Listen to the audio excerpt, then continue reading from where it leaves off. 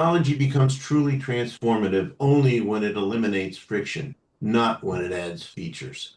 That line from an anonymous but very wise systems architect perfectly sets the stage for today's conversation.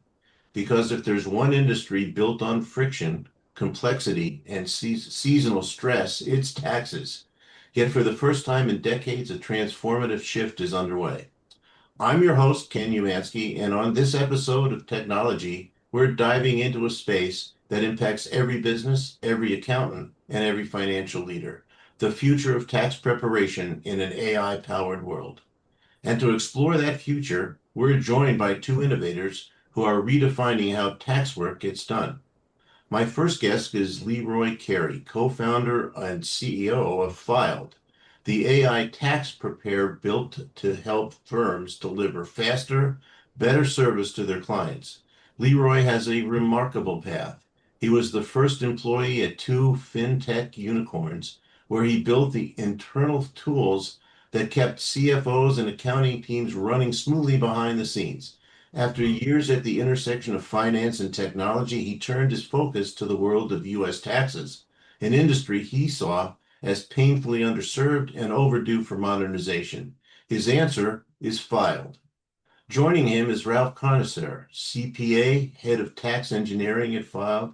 Ralph is both a certified public accountant and a seasoned technologist, a rare combination.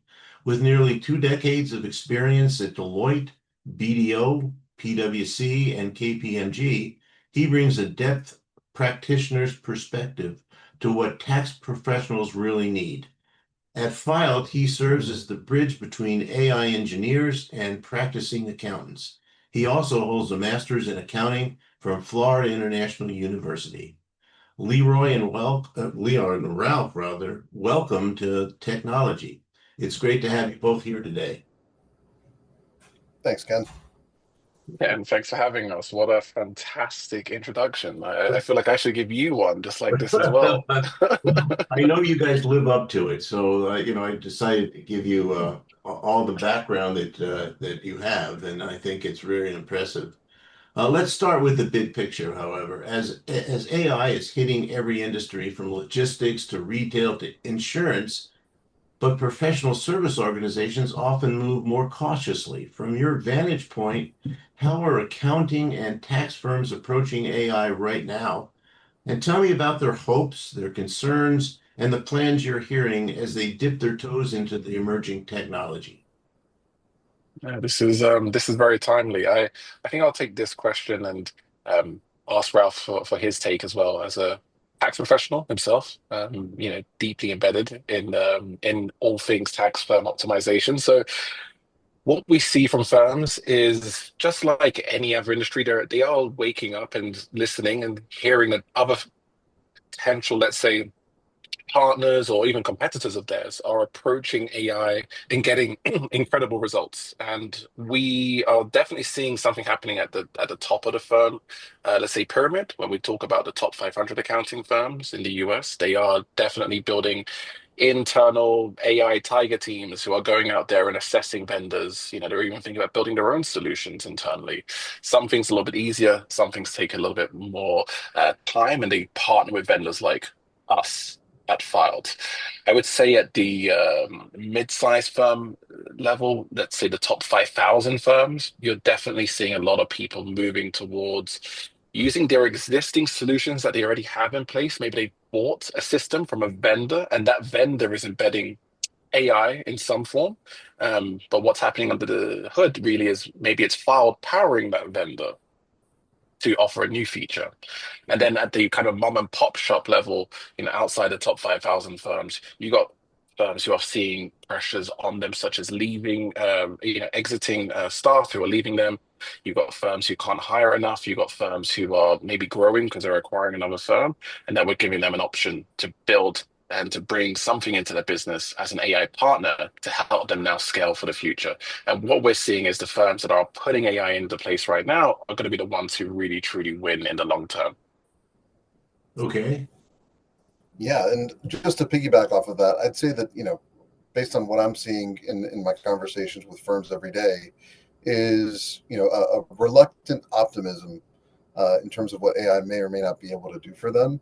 I think that they've seen the potential in the technology. I think that a lot of the more forward-facing or the more popular frontier models like OpenAI and Chat and Claude have really opened the gateway and have kind of opened their eyes to what's possible. And I think that what we're doing here is very much taking that technology and refining it to the point where we're getting rid of a huge portion of hallucinations, and we're kind of toning down the generative side of generative AI, and really trying to sharpen up the deterministic side of AI. And I think that's very well appreciated in the context of the industry that we're working in here. I'm going to get to a question in a few minutes that really gets to how are they using it. But let me talk now about um, you know what goes on in other industries. The default narrative around AI is usually cost cutting or efficiency, which of course matters, but you're both talking to firms every day. What business cases for AI are tax firms overlooking? The ones that could transform their competitive position if they embrace them. So, from an AI standpoint, what could they be using that they're not using, and why don't they do that? Yeah, I mean, I'd say that the biggest thing here is or the most underestimated advantage that these firms can have is their time back, right? We think on the conservative side, we can save firms an hour for every tax return that they prepare. And I'm not talking about a standard W-2 return, right? It's got to have some level of complexity to it. But if you had an hour back for every return that you do, and you're preparing, 400 or 500 returns, what are you doing with 400 or 500 hours going forward? And I think that's been the biggest question that firms kind of need to tackle as AI becomes more and more mainstream, and becomes more and more commonplace in these firms, right? And I think that the possibilities are very limitless, but they can really take that time to establish themselves as the trusted advisor that every firm wants to be Yeah. to their clients. Yeah, and just to piggyback off what Ralph said, we are seeing a shift now at the firm level where the compliant nature of accounting, the free service lines such as bookkeeping, taxes, and audit have always been how firms make their money. Mhm. Now you've got you've also had security come in as well recently, where firms are actually doubling down on offering security services, making sure that vendors like ourselves are compliant to the most highest and stringent security standards. But now the fastest growing service line that firms are tapping into is what they call client advisory services, just like Ralph suggested there, being an advisor to businesses, being an advisor to individuals. That's where we're seeing the time being actually utilized accordingly. So that time you get back, people are putting it to advisory, which is now giving them a whole new realm of revenue that they've kind of left on the table for a very long time. When you say advisory, you're saying it's beyond taxes, it's in all aspects of their business, or is it? Tax planning, tax advisory, creating legacy, figuring out just what is the best investment strategies for yourselves, and kind of almost become like some, I want to say they hold the designation of financial planning, but they definitely have the ability to help you plan for the future and figure out how you want to effectively save more money. Because if you've got more time, they don't have to just look at documents and look at the data that's in a K1 or a W-2.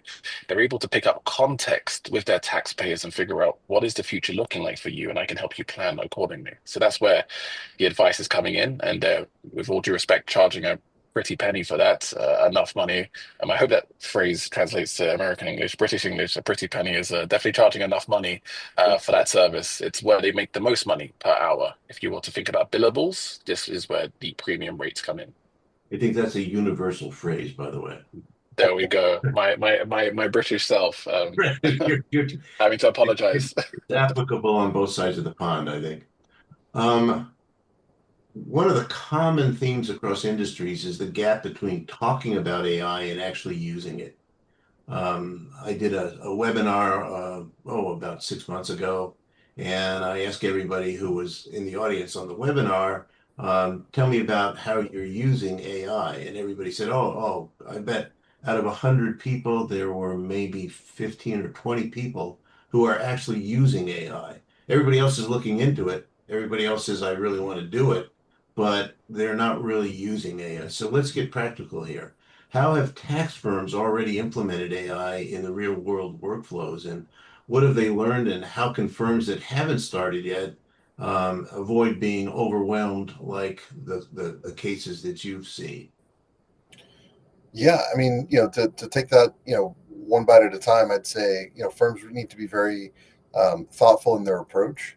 They need to, take bite-sized pieces of an implementation and understand what they're really trying to do with whatever AI they're trying to adopt, right? So, you know, if you're trying to, and I'll just use, filed as an example, if you're trying to automate your tax preparation, right? Maybe you want to start on a tranche of returns that you feel very comfortable with, and that you've maybe you've maybe already done and you know very well, right? And that way you can compare results, from what we're doing to results that your team has produced, right? And that way you have a very clear, standard as to what quality should look like on your end. Hmm. And that way, you're not being sold, the snake oil, quote unquote, but rather, you're being sold a pilot and understanding what it's capable of, what it's not capable of, and where you can scale it across your firm, right? Hmm. So that's what I would say is probably one of the most important factors when trying to roll out this technology. But yeah, firms should be very very clear on what they're trying to achieve, what a win looks like, and what they're going to do with the results of that. Okay. Yeah. And to follow up to Ralph's point, it's a case that what we're hearing the most from firms is how is this going to now change my workflow? Because you're now telling me I'm not going to do the work. This mysterious black box called AI is going to do the work. And we have to give the explainability, just like if you were to, as a partner or a senior in any business and you work with a team who you delegate the work to, you want them to effectively, well, one, be following a task that you set them. You want them to two, deliver on the task, and you want them to three, be able to explain what you came to as a result in the task. And you might catch an error. You might say, well, hold on, you haven't done the following correctly.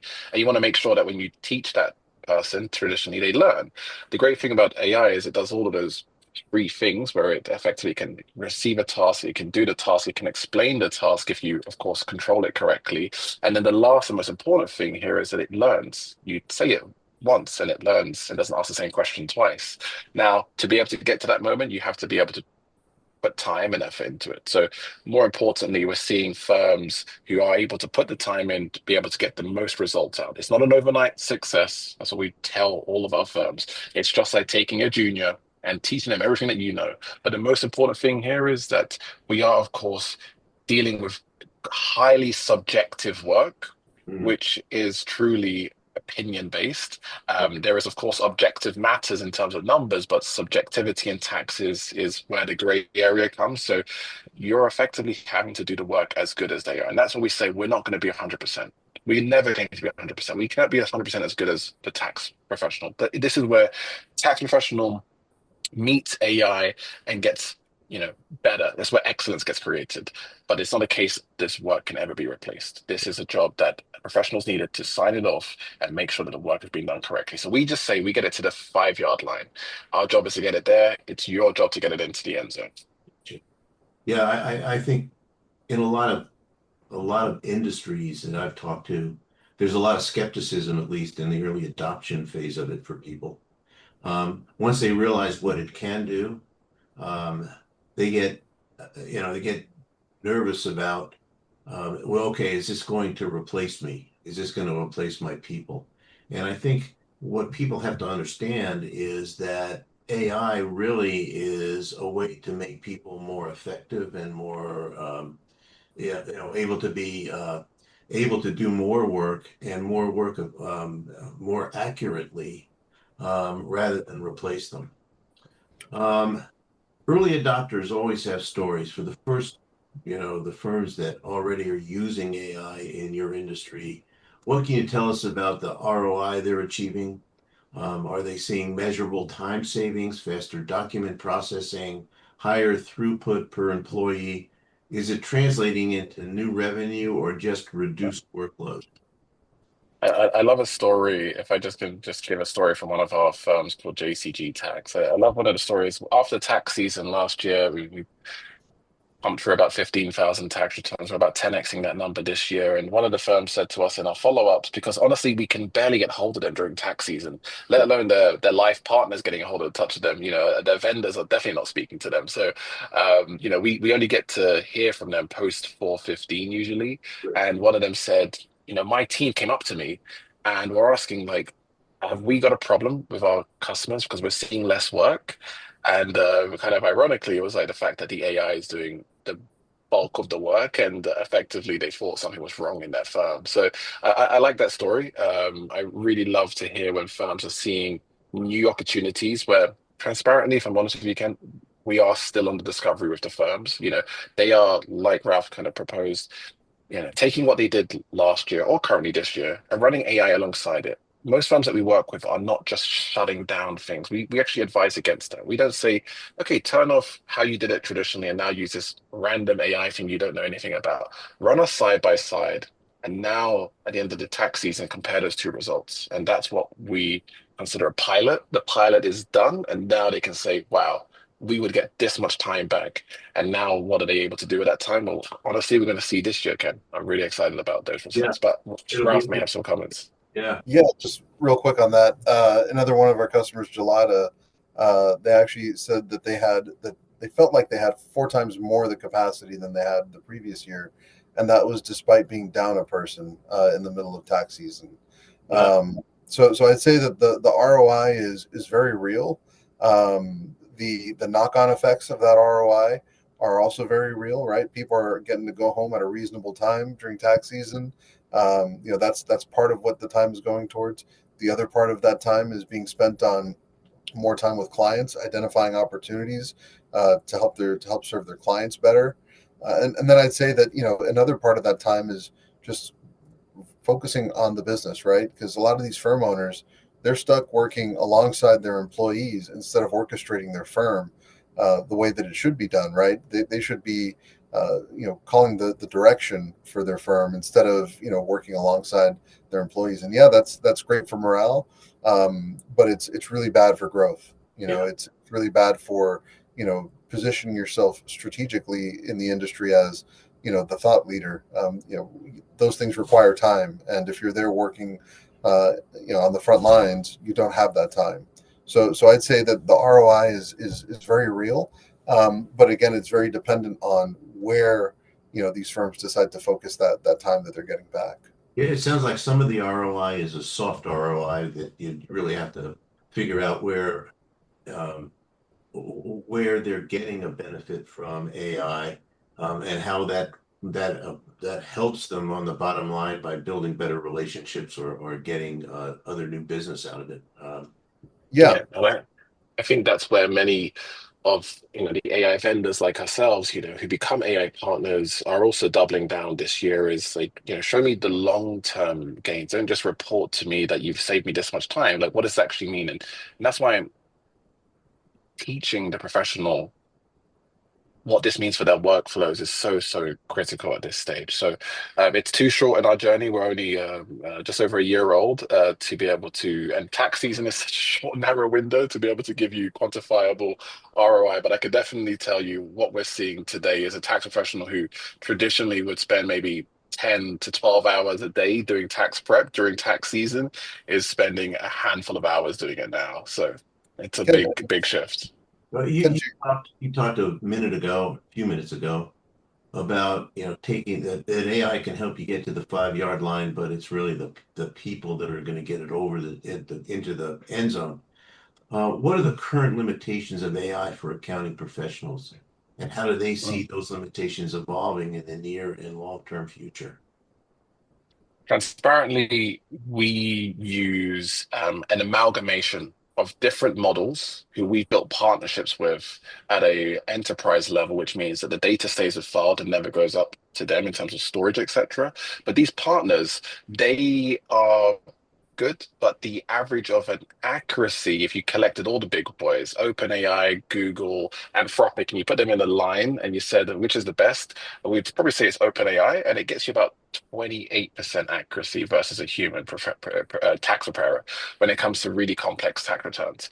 File just is about to release a data set, and I'm sure it will be released by the time we publish this podcast, so we can tell you the result is that File is about 48% more accurate than the big traditional models that are out there today. So we've been using the best bits of the best models, and that's what Fold is doing, is trying to use the interoperability to choose this is the best model for this, the best model for the following.